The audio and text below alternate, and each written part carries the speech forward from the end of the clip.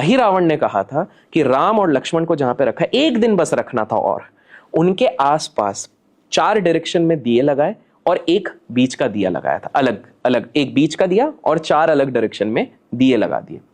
उन्हें बोला कि भाई उतनी पावर थी, उसने ऐसी पावर दे दी थी उन दियों में कि जब तक एक ही फूंक में 5 दिए नहीं बुझेंगे तब तक उसकी शक्तियां कभी खत्म ही नहीं हो सकती। अहिरा मतलब आप सोचिए, एक इधर एक इधर एक इधर। अब आप खुद सोचिए, विजुअलाइज कीजिए, जो भी ये देख रहा है, हम फूंक मारेंगे तो चलो ये वाला एक, ज्यादा से ज्यादा हम 2 इस लाइन वाले फूंक सकते हैं, पर वो भी दूर दूर पे हैं, हम कैसे फूंक मारेंगे? अगर इधर वाला फूका तो ये वाले कैसे बुझेंगे, इधर वाला फूका तो ये कैसे, और एक ही फूंक में बुझाना है। अगर आप नहीं बुझा पाए तो अहिरावण शक्तिशाली रहेगा। और आपको पता है श्री राम जी और लक्ष्मण जी के साथ क्या होगा? हनुमान जी उधर गए और पहली बार उन्होंने पंचमुखी रूप लिया। अब याद कीजिए, एक जगह नरसिम्हा दिखते हैं वहां पर, और एक जगह पर उनको आपको गरुड़ देव दिखते हैं, 5 डायरेक्शन में किए, और उन्होंने ऐसी फूंक मारी कि 1 सेकंड में, 1 सेकंड भी ज्यादा बोल रहा हूं, सारे दिए बुझ गए। और जैसे ही अहिरावण की शक्ति वहां पर गई, क्षण भर में श्री हनुमान जी ने उनका वध कर दिया।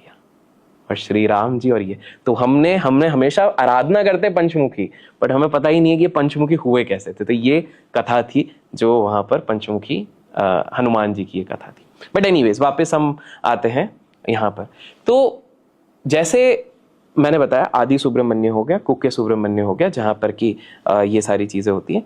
वैसे ही जब आप इस पूरे रास्ते से जाते हैं, अब मैंने आपको बता दें विष्णु जी भी आ गए, ठीक है, हमारे गणपति जी भी आ गए, देवी माँ तो और आएंगी अभी, क्योंकि आप माता जी को बहुत, माता रानी को मानते, तो एंड में हम देवी माँ को वापस लाएंगे, क्योंकि उनकी बहुत ही शक्तिशाली जगह मैं बताऊंगा। ये ऐसी जगह है जो अगर आपके आसपास आप कुछ बिजनेस वालों को देखते हैं, कुछ प्रोफेशनल वालों को देखते हैं जो बहुत धार्मिक होते हैं, लेकिन उनके समय अच्छा नहीं चलता, उनके पास कुछ नहीं होता, लेकिन अचानक से आप देखते 3-4 साल में उनके पास इतना आ जाता है कि आप सोचते भाई इसने ऐसा क्या कर दिया कि आ गया। तो ये लोग उस जगह पर जाते हैं, मैं जो बताने वाला हूँ कुछ जगह।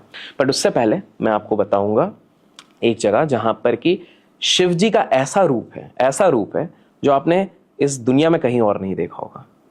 क्या आप कभी सोच सकते हैं, नंदी भगवान के माथे पे शिवलिंग है। क्या हुआ था कि साउथ में एक बहुत बड़ा राक्षस आया था। अब ये जितने लोगों ने शिव पुराण पढ़ा है या शिव जी के बारे में पता है, वो कमेंट्स में बताएंगे कार्तिकेय जी का जन्म जिसके लिए हुआ था, मैंने हिंट दे दिया।